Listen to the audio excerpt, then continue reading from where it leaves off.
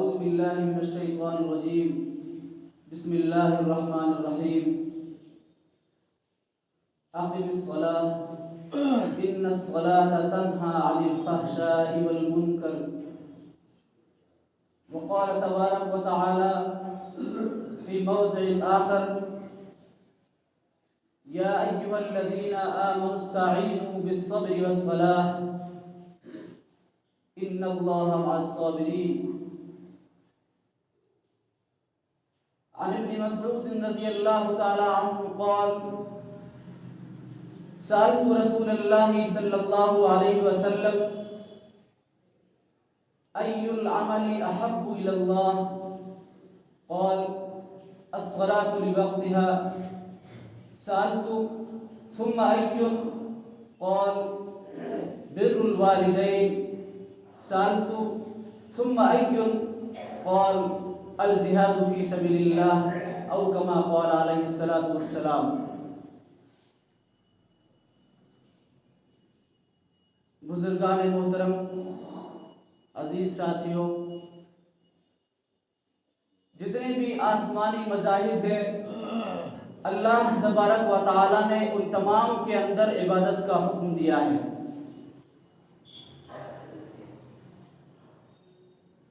चुनांचे अल्लाह तबारक व तआला ने तमाम आसमानी किताबों और तमाम वही की मानने वाली उम्मत के अंदर इबादत का हुक्म दिया है।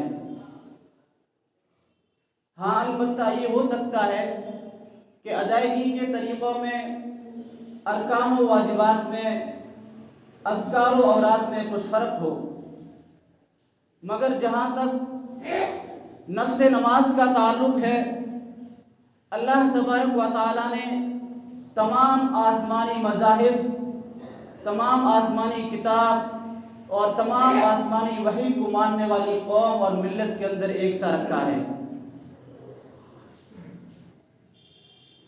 कुरान मजीद में हज़रत ज़करिया अलैहिस्सलाम के बारे में इरशाद है फ़नादतहुल मलाइका व हुवा क़ाइमुन युसल्ली फ़िल मिहराब, कि जब फरिश्तों ने उनको सदा लगाई तो उस वक्त मेहराब के अंदर नमाज की हालत में खड़े थे।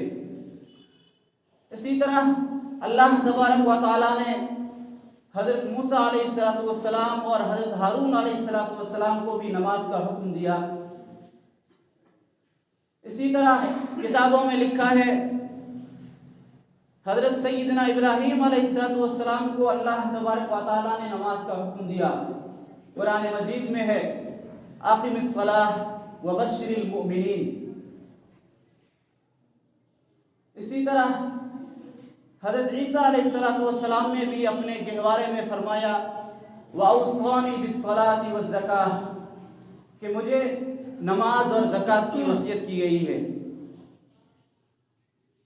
इसी तरह किताबों में लिखा है कि हज़रत लुक़मान अलैहिस्सलाम ने भी अपने बेटे को नसीहत की या बुनैया अक़िमिस सलाह।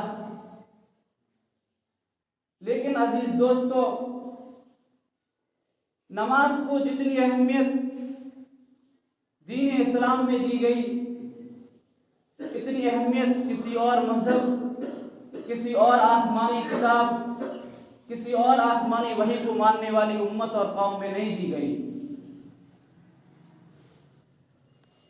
तौहीद के बाद सबसे पहला हुक्म जो आप अलैहिस्सलाम को दिया गया वो नमाज का हुक्म था। हदीस पाक में आता है नबुवत के इब्तिदाई ज़माने में आप अलैहिस्सलाम को इशारत नमाज का हुक्म दे दिया गया था। कुरान मजीद में इरशाद रब्बानी है या अय्युहल मुद्दस्सिर कुम फअंदिर व रब्बका फकब्बिर,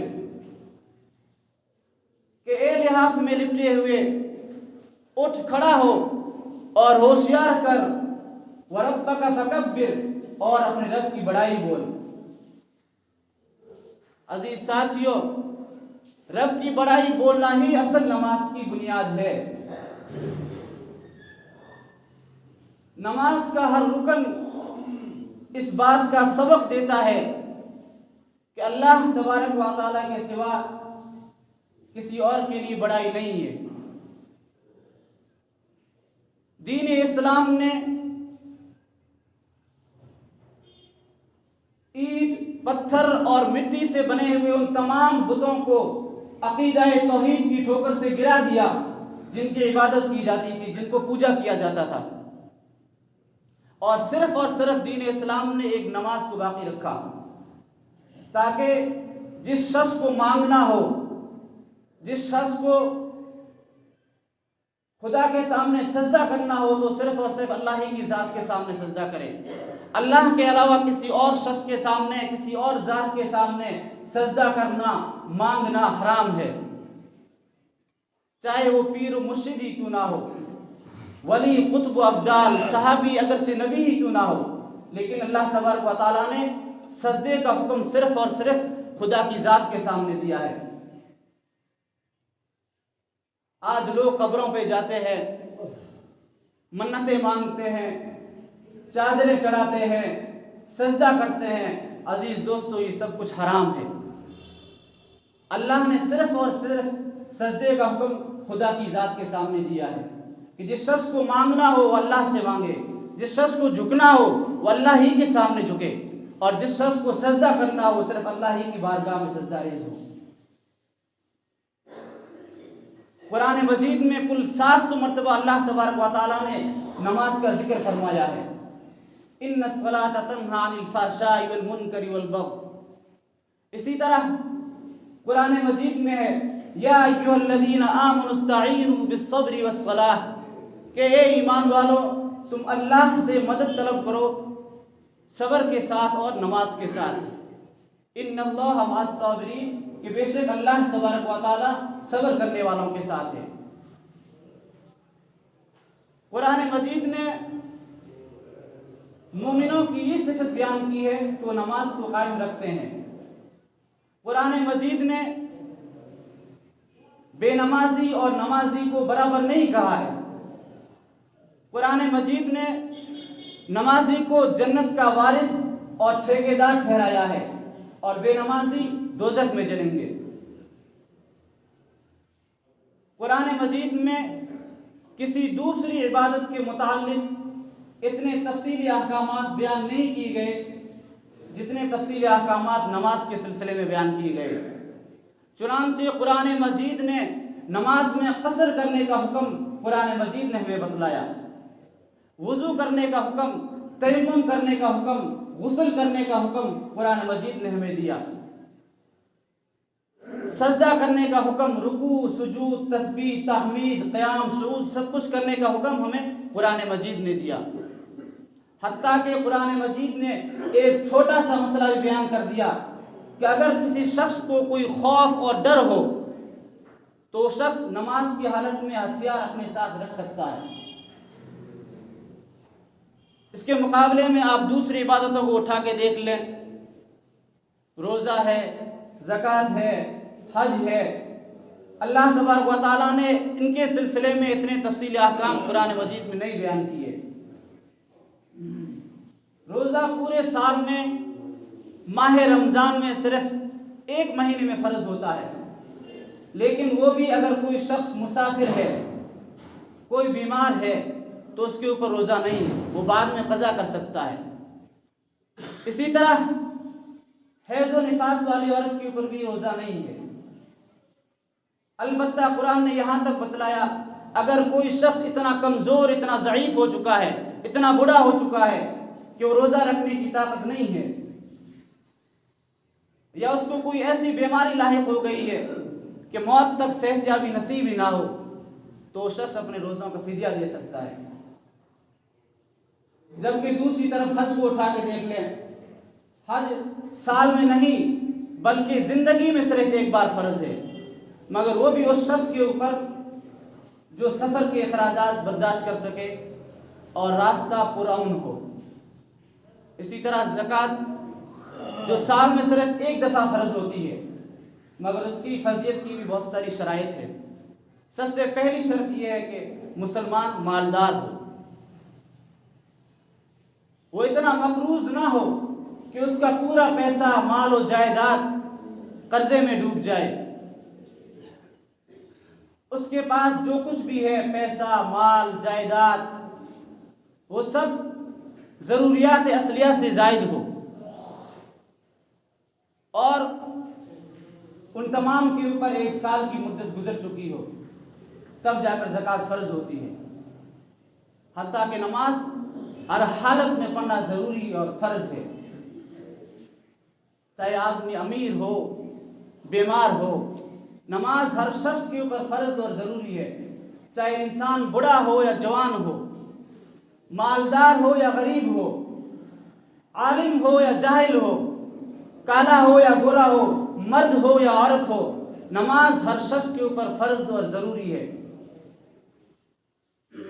मगर उसकी एक शर्त है कि आदमी 15 साल से ज़्यादा हो और आकिल हो, यानी अल्लाह तबारक व तआला ने उसको अक्ल सलीम दी हो और उसकी उम्र 15 साल से ज़्यादा हो, तो उसके ऊपर नमाज फ़र्ज है, ज़रूरी है। हदीस पाक में आता है कि जब बच्चा 7 साल का हो जाए तो उसको नमाज का हुक्म करो, नमाज की तायीद करो, और जब वो 10 साल का हो जाए और अगर नमाज में कोताही कर रहा है, फ़र्ज नमाज को वक्त पर अदा नहीं कर रहा है, तो आप अलैहिस्सलाम ने कहा है कि उसकी पिटाई करो, उसको सज़ा दो, ताकि जब वो 15 साल तक पहुंचेगा तो उसकी आदत बन जाएगी, वो कभी नमाज ज़िंदगी में क़ज़ा नहीं करेगा। नमाज पूरे साल में, पूरे 12 महीने में, बल्कि हर रोज़ और हर दिन के अंदर फ़र्ज और ज़रूरी है। जबकि अगर कोई शख्स इतना कमज़ोर और इतना ज़ईफ़ हो चुका है कि वो खड़े होकर नमाज नहीं पढ़ सकता, तो अल्लाह तबारक व तआला ने उसको कुछ सहूलत दी है, कुछ ढील दी है, कोई इंसान बैठे बैठे नमाज पढ़ ले। लेकिन आदमी इतना कमज़ोर, इतना ज़ईफ़, इतना बूढ़ा हो चुका है, या कोई उसको ऐसी बीमारी लाहिक हो चुकी है कि वो रुकू सुजूद नहीं कर सकता, ना रुकू कर सकता है, ना सजदा कर सकता है, तो अल्लाह ने उसको क्या हुक्म दिया? वो इशारों से नमाज पढ़ ले, लेकिन नमाज माफ़ नहीं है।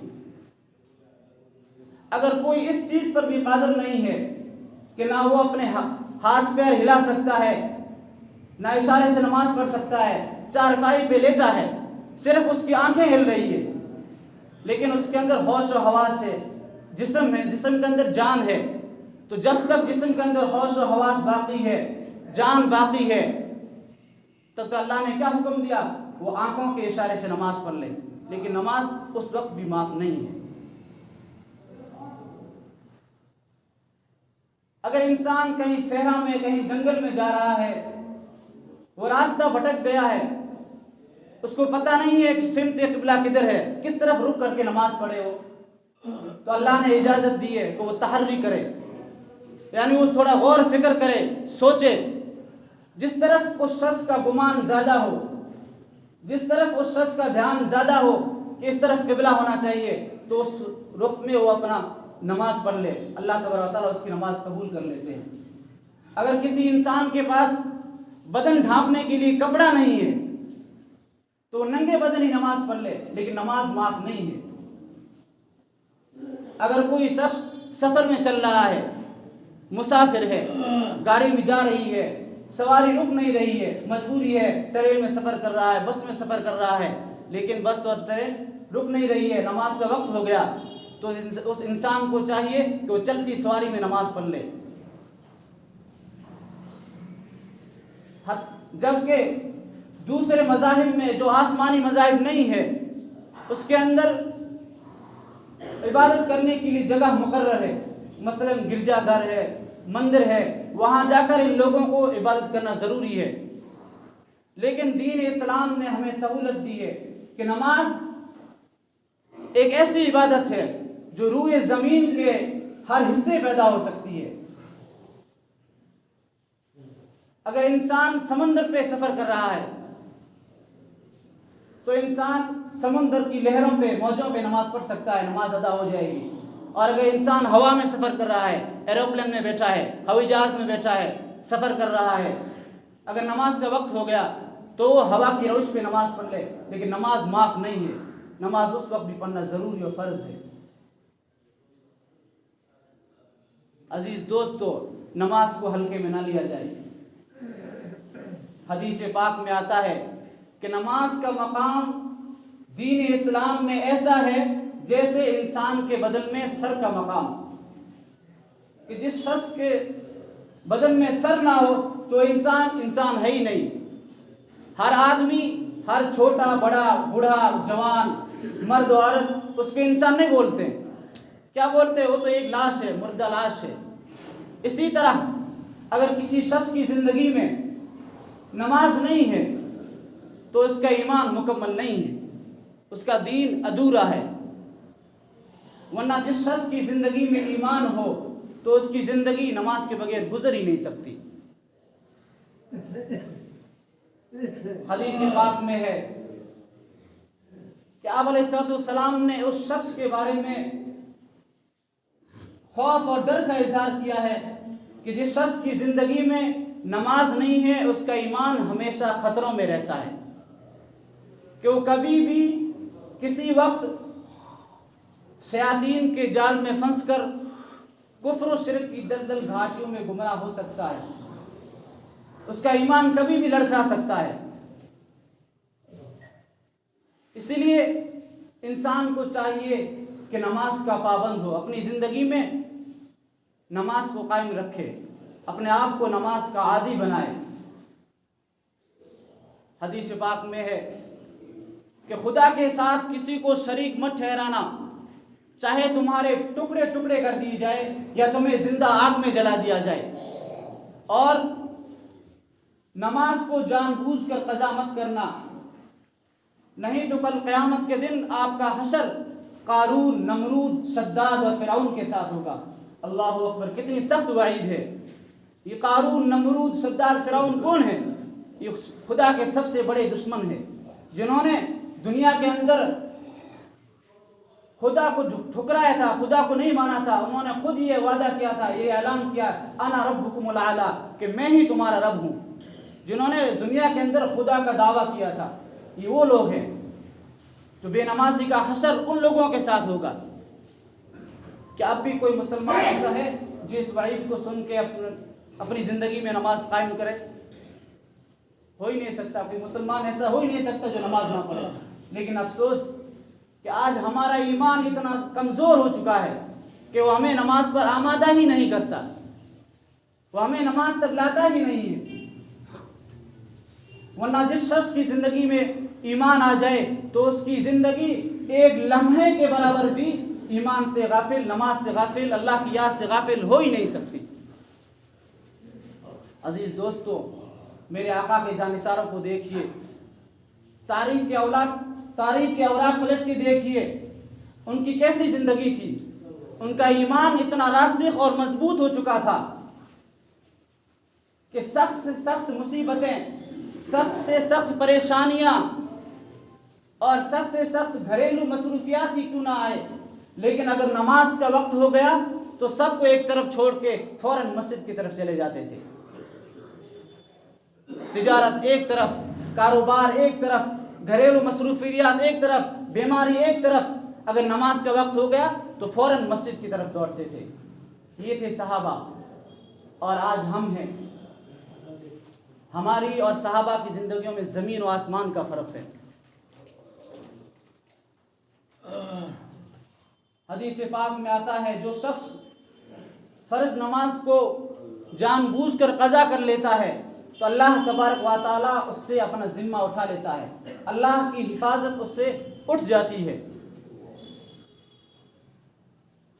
सहाबा जिनके दिलों में ईमान था, जिनके सीनों में खुदा का डर था, खौफ था, क़यामत का डर था, सज़ा व जज़ा का डर था, कि उनकी ज़िंदगी एक लम्हे के बराबर भी अल्लाह की याद से गाफिल नहीं होती थी। तिजारत एक तरफ थी, पेशा एक तरफ था, धंधा एक तरफ, घरेलू मसरूफियात एक तरफ, बीमारी एक तरफ, कोई चीज़ उनको नमाज से नहीं रोकती थी। और आज हम हैं कि नमाज का पता ही नहीं। अजान हो रही है, मुअज्जिन बुला रहा है लेकिन नमाज पढ़ते ही नहीं। हदीस पाक में आता है कि जो शख्स जानबूझकर नमाज को कज़ा कर देता है, अल्लाह तबारक व तआला एक फरिश्ते को हुक्म देते हैं कि वो जहन्नम के आग के दरवाज़ों में से एक दरवाजे पे उसका नाम लिख देता है। अब उस शख्स को मरने के बाद उस दरवाजे से होके गुजरना पड़ेगा। अल्लाहु अकबर। शेख अब्दुल कादिर जीलानी रहमतुल्लाहि अलैह अपनी किताब में लिखते हैं कि एक बेनमाजी की नहूसत 40 घरों तक पहुंचती है। जो शख्स एक नमाज कज़ा करता है उसकी नहूसत 40 घरों तक पहुंचती है। आप अलैहिस्सलाम के ज़माने की बात है कि एक सहाबी आप अलैहिस्सलाम के पास आया और अर्ज़ किया, या रसूलल्लाह, हम 5 भाई हैं, दिन रात हम कमाते हैं लेकिन हमारी रोज़ी में बरकतें नहीं होती। आप अलैहिस्सलाम ने फरमाया कि जाओ अपने घर के दरवाजे के ऊपर एक पर्दा लटका दो। आप अलैहिस्सलाम तो सहाबी चले गए और जैसा आप अलैहिस्सलाम ने उनको हुक्म दिया वैसा ही उन्होंने किया। वो गए अपने घर पे और घर के दरवाजे के ऊपर एक पर्दा लटका दिया और फिर वो कमाने लगे। तो इतनी बरकतें हुई कि 1 से 10 गुना ज़्यादा बरकतें हो गई। चंद साल के बाद वही सहाबी आप अलैहिस्सलाम की खिदमत में दोबारा हाजिर हुआ और अर्ज़ किया, या रसूलुल्लाह सल्लल्लाहु अलैहि वसल्लम, कि आपने जैसा मुझे हुक्म दिया था मैंने वैसा ही किया। आपने मुझे कहा था घर के दरवाजे के ऊपर पर्दा डाल दे, मैंने पर्दा डाल दिया, बरकतें ही बरकतें हो गई। लेकिन मुझे एक बात समझ में नहीं आई कि इस पर्दे के अंदर इतनी क्या खुसूसियत है कि जिसकी वजह से बरकतें ही बरकतें आई। आप अलैहिस्सलाम ने फरमाया, ए मेरे सहाबी, ये पर्दे की बरकत नहीं है, ये मैंने इसलिए तुझे हुक्म दिया था कि तेरे घर के आगे से रोज़ाना एक बेनमाजी गुजरता था जिसकी नहुसतें तेरे घर के अंदर आती थी। तुम कमाते थे, तुम 5 भाई 5 वक्त नमाज के आदी थे, लेकिन उस बेनमाजी की नहुसत की वजह से तुम्हारे घरों में बरकतें नहीं होती। अल्लाह अकबर। आज हम रोते फिरते हैं कि हमारे घरों में बरकतें नहीं है, नहुसतें ही नहुसतें, मुसीबत के पहाड़ टूट रहे हैं, घरों में औलादे नाफरमान हो गई है। क्या वजह हो सकती है? यही कि आज हमने अल्लाह को भुला दिया, हमने नमाज का इनकार कर दिया। हत्ता कि एक बुजुर्ग तो यहाँ तक लिखते हैं कि बेनमाजी को मुसलमानों की कब्रिस्तान में दफन ही नहीं करना चाहिए, वरना उस एक बेनमाजी की वजह से पूरे कब्रिस्तान वालों को नहुसत पहुँचती है। अल्लाह अकबर, कितना बड़ा आज़ाब है। हदीस पाक में आता है कि जब बेनमाजी को कब्रिस्तान के अंदर रखा जाएगा तो अल्लाह तबारक व तआला एक अजदहे को, एक सांप को उस पर मुसल्लत फरमा देते हैं जिसकी शक्ल बहुत ही डरावनी और ख़तरनाक होगी, जो बिल्कुल गंजा होगा। वो एक सूर फूंकेगा, उसका जहर इतना ख़तरनाक होगा कि जिसकी वजह से उस बेनमाजी की बदन की जितनी हड्डियां हैं सब टूट फूट के चूरा चूरा हो जाएगी। वो चीखेगा, चिल्लाएगा, लेकिन वहाँ कोई काम नहीं आएगा। अजीज दोस्तों, ज़रा सोचिए, कब्रिस्तान के अंदर इंसान अकेला होगा, ना बाप होगा, ना बेटा होगा, ना रिश्तेदार होंगे, ना अजीज, ना दोस्त अहबाब होंगे, सिर्फ वो अकेला इंसान होगा। हदीस पाक में है जब बेनमाजी को लोग कब्रिस्तान में दफन करके चले जाते हैं, चंद ही कदम आगे चलते हैं कि अल्लाह तबारक व तआला एक फरिश्ते को उस पर मुसल्लत फरमा देते हैं। वो फरिश्ता उसके पास आता है जिसकी शक्ल बिल्कुल सयाह काली कलोटी होती है, लंबे लंबे नाखून होंगे, लंबे लंबे बाल, उसकी आंखों से जहन्नम की वहशत टपकेगी और उसके कान और उसके नाक से जहन्नम का धुआं निकलेगा। जब वो फरिश्ता उस बेनमाजी की तरफ आगे बढ़ाएगा, अपना हाथ फैलाएगा, वो चीखेगा, चिल्लाएगा, वो फरिश्ता उसके ऊपर एक गज मारेगा जिसकी वजह से वो 70 हाथ जमीन में जिंदा धंस जाएगा। फिर वापस निकलेगा, फिर मारेगा और ये मामला उसके साथ चलता रहेगा। जिस शख्स ने फजर की नमाज कज़ा की, फजर से लेकर जोर तक यही मामला उसके साथ करेगा। अल्लाह हम सब की हिफाजत फरमाए। अजीज दोस्तों, ये ज़मीन सजदों से पाक होना चाहती है, ये ज़मीन गुनाहों से पाक होना चाहती है। जिस ज़मीन पर सजदा ना हो, इससे बड़ा कोई जुर्म हो सकता है? आज हम जिना करने को गुनाह समझते हैं, नमाज का छोड़ना इससे बहुत बड़ा गुनाह है। आज हम कत्ल करने को गुनाह समझते हैं, नमाज का छोड़ना इससे भी बड़ा जुर्म है। आज हम चोरी करने को, चुगलखोरी करने को, गीबत करने को, रिश्वत खाने को, सूद खाने को गुनाह समझते हैं। अजीज दोस्तों, नमाज को छोड़ना इन सब से भी बड़ा गुनाह है। शैतान ने क्या किया था? सिर्फ एक सजदे का ही तो इनकार किया था। एक सजदे का मुनकर होकर वो हमेशा हमेश के लिए बारगाह रुबूबियत से मरदूद हो गया। और आज ये मुसलमान, क्या आज हमें अफसोस नहीं?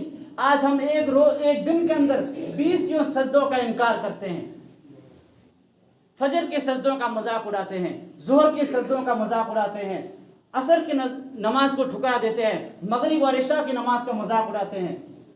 क्या आज हमें इस चीज़ का, इस बात का खौफ और डर नहीं है कि अल्लाह जिसने सिर्फ एक सजदे के, शैतान ने एक सजदे का इनकार किया था, जिसको हमेशा हमेशा के लिए मरदूद कर दिया, क्या खुदा हमें मरदूद नहीं कर सकता? क्या आज हमारे चेहरे खुदा मस्क नहीं कर सकता? वो इस बात पर कादिर है, वो कर सकता है। लेकिन खुदा ने एक झील दी है हमें। हदीस पाक में आता है कि ये ज़मीन, जब इंसान कोई गुनाह करता है, बेनमाजी जिस जगह से गुजरता है, तो ज़मीन अल्लाह से फरियाद करती है, ए खुदा मुझे इजाज़त दे, मैं इसको अभी जिंदा इसको निगल जाऊं। ये आसमान खुदा से इजाज़त चाहता है, ए अल्लाह मुझे इजाज़त दे, मैं इसी वक्त इसको हलाक कर दूं।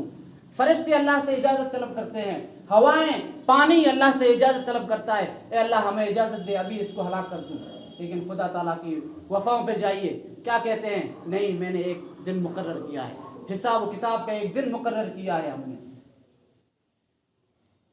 खुदा के यहाँ देर है, अंधेर नहीं। आज हम उसी का रिज़्क़ खाकर, उसी की ग़िज़ा खाकर, उसी की हवा से सांस लेते हैं, उसी के पानी से हमें ज़िंदगी बसर करते हैं और उसी की दी हुई ज़िंदगी से खिलवाड़ करते हैं, उसी से गाफिल, उसी के बागी बने हुए हैं। ये ज़मीन आज हमें किसने दी? ये आसमान किसने दिया हमें? ये सूरज, सितारे, ये चरिंद परिंद, ये दुनिया का निज़ाम, ये सर्दी गर्मी, ये दिन रात, ये किसने दिए? ये सिर्फ अल्लाह तबारक व तआला ने हमें दिए। फबिअय्यि आलाइ रब्बिकुमा तुकज़्ज़िबान, कि ए इंसान तू क्यों अपने रब की नेमतों का इनकार करता है? रब्बुल मशरिक़ैन वल मग़रिबैन, कि खुदा मशरिक़ व मग़रिब का रब है। फबिअय्यि आलाइ रब्बिकुमा तुकज़्ज़िबान, फिर भी तू खुदा की नेमतों को झुठलाता है, खुदा की नेमतों का इनकार करता है। जो शख्स एक दिन नमाज नहीं पढ़ता है और फिर आराम से बाजार में घूमता है, आराम से खाता है, आराम से पीता है, आराम से कह लगाता है, क्या उसे इस चीज़ का, इस बात का डर नहीं है कि खुदा उसको उसी वक्त जिंदा ज़मीन के अंदर धंसा दे? सोचिए, अल्लाह अकबर, कितनी सख्त वाइदें हैं बेनमाजी के बारे में। इंसान को चाहिए कि 5 वक्ता नमाज का शियार अपनी ज़िंदगी में पैदा करे। अगर खुदा नसीब करे, खुदा तौफीक दे, तो सहरी के सजदों को भी शामिल कर लो, फिर देखो ज़िंदगी कैसे बदलती है। जो शख्स सुबह जल्दी उठकर अल्लाह की बारगाह में सजदा रेज होता है, माफ़ी तलाफ़ी कराता है अपने गुनाहों की, गिड़गिड़ाता है, अल्लाह ताला उसकी ज़िंदगी में सुरूर और लुत्फ़ अता करता है, जो किसी और इबादत, किसी और चीज़ में नहीं मिलता उसको। आज हमें मुसीबतें क्यों होती है, परेशानियां हम पे क्यों आती है? अरे सोचिए, जिस वक्त मुसीबतें टलती है, जिस वक्त परेशानियां टलती है, वो लम्हा हम तो सोए सोए गुजार देते हैं। सुबह सुबह उठकर अल्लाह का जिक्र करना चाहिए, तस्बीहात करनी चाहिए, अल्लाह की बारगाह में सजदा रेज होना चाहिए, लेकिन वो लम्हा हम तो सोए सोए निकाल देते हैं। फिर मुसीबतें ना आएगी तो क्या आएगी हमारे ऊपर? आज अल्लाह ताला ने हमारे ऊपर ये जालिम बादशाह क्यों मुसल्लत किया? क्या वजह है? यही वजह है कि आज हम बेनमाजी हो गए।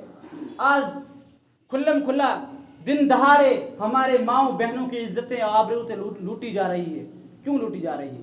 आज हमारे घरों के अंदर डकैतियाँ हो रही है, चोरियाँ हो रही है, खुल्लम खुल्ला मुसलमान को परेशान किया जाता है, मार दिया जाता है। क्या वजह है? यही है कि आज हम खुदा से गाफिल हो गए। अल्लाह तबारक व तआला से दुआ करें कि खुदावंद कुद्दूस हमें बारगाह रुबूबियत में सजदा रेज़ होने की तौफीक अता फरमाए। आमीन। वमा अलैना इल्ला बिल्लाह।